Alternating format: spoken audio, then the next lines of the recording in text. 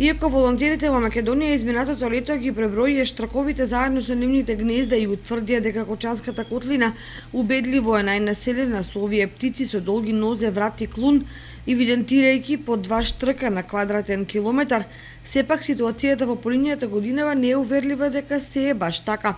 И напролет, кога полинијата се заезерени и сега кога горизот набрзо вегетира и зеленее, во нивите може да се видат само мал број на овие екзотични птици. Земјоделците велат дека ги нема затоа што ризиштата се празни, без жаби, пијавици и друг животински свет. Затоа, доколку не се преземат соодветни мерки за заштита на флората и фауната во Кочанската котлина, штраковите ќе ги пренасочат своите преселни дестинации во други подрачја. Инаку во целата држава се избројани 817 гнезда со вкупно 3661 штрк. Во 5 села во државата штраковите изградиле повеќе од 20 гнезда. Меѓу 5-те, 2 се од Кочанската котлина, Облешево и Чифлик. Други 27 села имаат по повеќе од 10 гнезда.